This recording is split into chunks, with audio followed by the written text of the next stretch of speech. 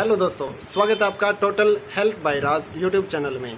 Passport से संबंधित आज इस वीडियो में मैं आपको कंप्लीट इन्फॉर्मेशन देने वाला हूं। पासपोर्ट कैसे बनता है, पासपोर्ट होता क्या है और इसके बनाने के फायदे और नुकसान, आपको बनाना चाहिए या नहीं बनाना चाहिए, और बनाना चाहिए तो इसके लिए फीस कितनी लगेगी, क्या डॉक्यूमेंट चाहिए होंगे, आपकी जो एलिजिबिलिटी है वो है या नहीं। तो कंप्लीट इन्फॉर्मेशन एक ही वीडियो में मैं आपको देने वाला हूँ। तो आइए शुरू करते हैं इस वीडियो को। तो ये है दोस्तों आपके सामने पासपोर्ट। इस तरह से आपका ये जो पासपोर्ट होता है वो बनता है। तो इस पे लिखा हुआ है रिपब्लिक ऑफ इंडिया, यानी कि इंडिया का बना हुआ है। टाइप इसका रहेगा पासपोर्ट और कंट्री कोड इंडिया, और यहाँ पर ये पासपोर्ट नंबर डाल रखा है। आपका जो नाम है वो है, और आपका मेल फीमेल जो भी आप हैं तो उसका कोड यहाँ पर M लिखा हुआ है, यानी कि मेल, और आपकी बर्थ डेट हो गई, आपका एड्रेस हो गया, और कहाँ से आपने ये जारी करवाया। तो ये चीज़ें जो हैं कब से बना है और कब तक इसकी एक्सपायरी डेट है, और इधर से ये आ गया फ़ोटो साइन। तो इस तरह से ये चीज़ें होती हैं आपके पासपोर्ट के ऊपर। ये है आपका पासपोर्ट। तो अब हम आगे की जानकारी देखते हैं कि आपका जो पासपोर्ट है वो बनता कैसे है। तो पासपोर्ट बनाने के लिए आपको जाना पड़ता है, ये पासपोर्ट सेवा की एक वेबसाइट है जिसका लिंक मैं नीचे दे दूँगा आपको डिस्क्रिप्शन में। और यहाँ पर इसके ऊपर जब आप आएंगे तो यहाँ पर न्यू रजिस्ट्रेशन का ऑप्शन दिया हुआ है। तो न्यू यूज़र रजिस्ट्रेशन पे जैसे ही आप क्लिक करते हैं तो आपका ये परफॉर्मा आ जाता है कि आपको किस ऑफिस से बनवाना है। तो ये जो ऑनलाइन फार्म भरने का फुल प्रोसीजर है वो मैंने एक नई वीडियो बनाकर नीचे डिस्क्रिप्शन में लिंक डाल रखा है, वहाँ से आप देख सकते हैं कि पासपोर्ट का जो फिल आउट करना है फॉर्म वो किस तरह से करना है। तो पासपोर्ट बनाने का कंप्लीट इन्फॉर्मेशन उस वीडियो में मैंने डाल दी है। तो ये था इसका पासपोर्ट बनाने का तरीका।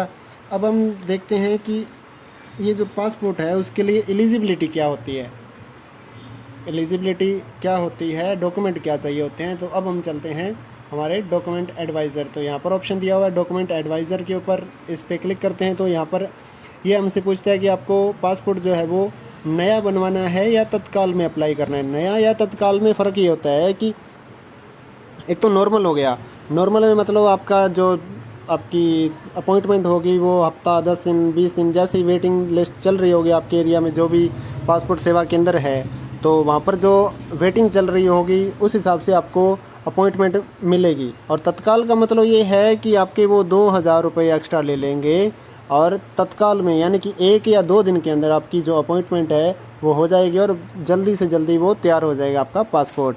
तो ये है इसमें फ़र्क।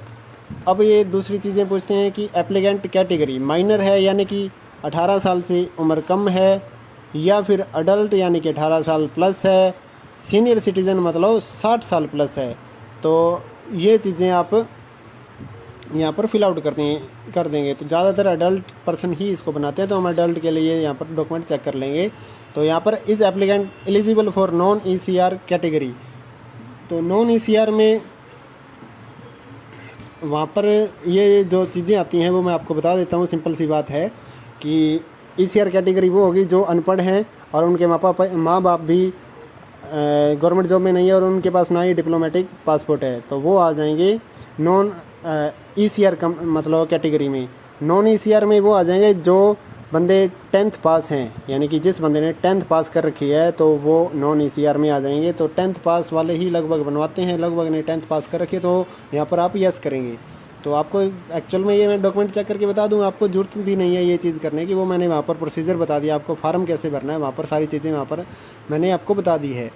तो जो बंदे 10th पास हैं तो वो सिंपल सा यस कर देंगे कि हाँ मैं नॉन ECR कैटेगरी के लिए एलिजिबल हूँ। तो फिर हम देखते हैं कंटिन्यू करके क्या क्या डॉक्यूमेंट रिक्वायर्ड होते हैं।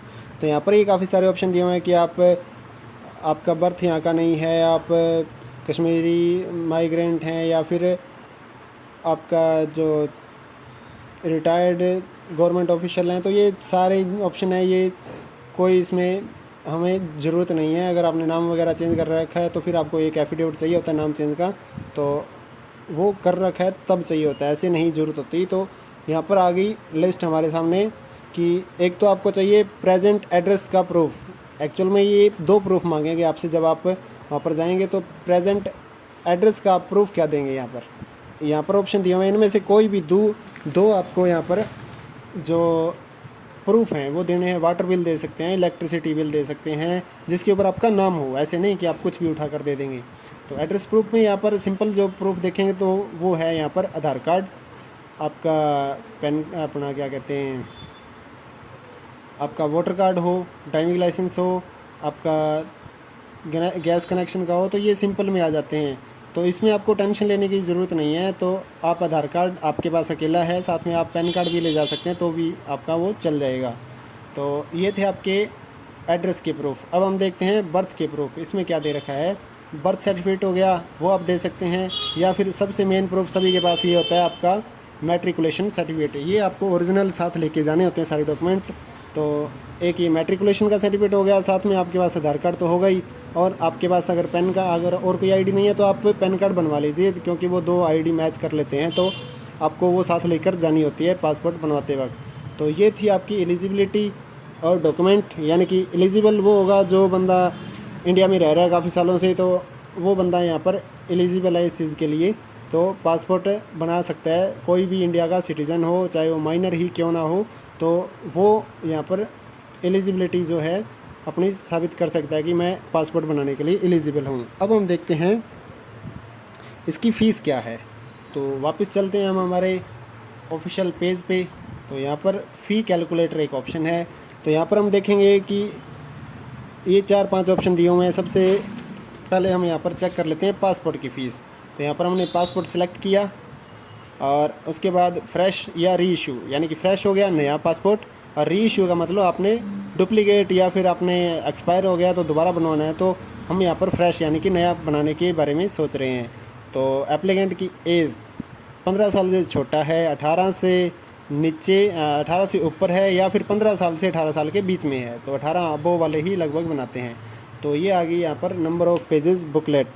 तो आपकी जो पासपोर्ट हैं उसमें कितने पेज आएँ, तो 36 पेज वाला ही बनाते हैं, क्योंकि 60 पेज का एक तो 500 रुपये एक्स्ट्रा लेंगे ये।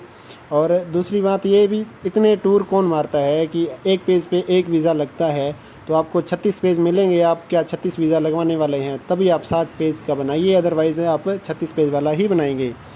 तो इसके बाद हम जो रिक्योर्ड स्कीम है उसमें यहाँ पर नॉर्मल और तत्काल, जैसे कि मैंने पहले बताया आपको, नॉर्मल में आपको जो नॉर्मल वेटिंग लिस्ट चल रही होगी वो मिलेगी, और तत्काल में आपको जल्दी से जल्दी यानी कि ये बनाकर दे देंगे।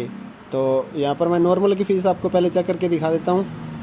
यहाँ पर आ गई 1500 रुपये। तो नॉर्मल की फ़ीस 1500 रुपये है, और जो तत्काल में बनाना चाहें जिनको जल्दी होगी तो वो 3500 रुपये है। तो ये आपकी होगी फ़ीस की प्रक्रिया, जो आप ऑनलाइन चेक कर सकते हैं। मैं आपको एक अलग से वीडियो भी बनाकर दे दूँगा कि फ़ीस कैलकुलेटर किस तरह से यूज़ करना है। तो अब हम चलते हैं कि पासपोर्ट के फ़ायदे क्या हैं, पासपोर्ट बनाने के फ़ायदे क्या हैं। अब आप सोचेंगे कि इसके फ़ायदे क्या होंगे। सबसे पहला फ़ायदा तो ये है कि एक आपका आईडी प्रूफ बन जाता है, कि आपके पास और आईडी प्रूफ इतने नहीं है, आपको एक इंटरनेशनल आईडी प्रूफ मिल जाएगा कि ठीक है भाई हमारा पासपोर्ट बना हुआ है। अब दूसरा फ़ायदा इसका जो मेन इसका रीज़न होता है बनाने का, वो है आपको किसी अदर कंट्री में जाना है, आपको बाय फ्लाइट, बाय सी जो प्लेन होता है उससे, या फिर बोट से, किसी भी माध्यम से आप बाहर जाना चाहते हैं किसी भी कंट्री में। हालांकि नेपाल वगैरह में यहाँ पर पासपोर्ट की ज़रूरत नहीं होती है अपने को, या फिर इंडिया में फ़्लाइट से आप ट्रैवल करना चाहते हैं तो वहाँ पर पासपोर्ट की कोई ज़रूरत नहीं होती, वहाँ पर अपना आईडी प्रूफ दिखा के आप जा सकते हैं। वो विद इन कंट्री होता है। अगर आपको अदर कंट्रीज़ में जाना है कहीं भी तो आपको पासपोर्ट दिखाना पड़ेगा। तो ये इसका फ़ायदा होगा कि आप पूरे वर्ल्ड में किसी भी कंट्री में जा सकते हैं आप वीज़ा लगवा कर पासपोर्ट के ऊपर। वीज़ा और पासपोर्ट 2 अलग अलग चीज़ें हैं। पासपोर्ट ये बन जाता है, इसके ऊपर वीज़ा लगता है कि वो आपको अप्रूव करते हैं कि आप हमारी कंट्री में आ सकते हैं, वो होता है वीज़ा। तो ये थे इसके फ़ायदे कि आपको एक आईडी प्रूफ मिल गया और आपको बाहर जाने की परमिशन मिल गई कि ठीक है भाई आप जा सकते हो, आपके पास वैलिड प्रूफ है अदर कंट्री में घूमने का। तो ये था इसका फ़ायदा। अब इसके नुकसान क्या हैं, पासपोर्ट बनाने के नुकसान क्या हैं। अब आप सोचेंगे इसमें नुकसान क्या होने वाला है। तो पासपोर्ट बनाने में जो नुकसान होता है वो होता है, मैं आपको एक चीज़ बता दूं कि ये जो पासपोर्ट बनेगा तो उस समय आपने ये पासपोर्ट बनाया तो इसकी ये होती है एक वैलिडिटी, यानी कि आपको कितने सालों के लिए चाहिए।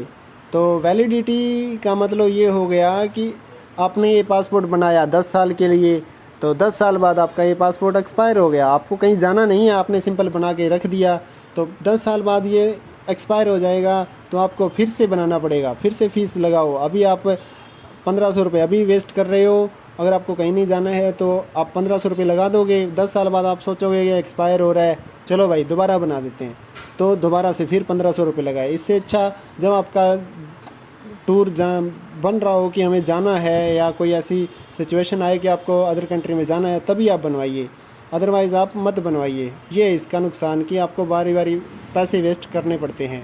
तो ये थी आपकी कंप्लीट इन्फॉर्मेशन पासपोर्ट के बारे में। अगर कोई डाउट है तो वो आप कमेंट करके नीचे पूछ सकते हैं। मैंने अलग अलग वीडियोस भी बना के दे दी हैं किस तरह से आपका पूरा फॉर्म आपको भरना है।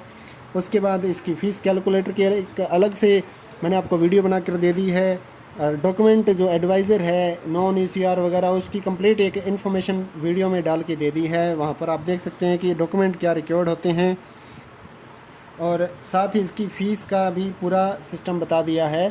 और इसको जो पासपोर्ट बनाने का तरीका है वो भी अब मैं आपको बता देता हूँ कि पासपोर्ट बनाने का तरीका सिंपल सी बात है। आपको ऑनलाइन फार्म भरना होता है, उसके बाद आप अपॉइंटमेंट के लिए जहाँ पर भी आपने सेंटर चूज़ किया है वहाँ पर आप अपॉइंटमेंट के लिए जाएंगे, और अपॉइंटमेंट के बाद आप जो सेंटर भरेंगे यानी कि आपका जो थाना होगा, सदर थाना जिसे हम बोलते हैं गांव के लिए, और सिटी थाना होगा शहर के लिए।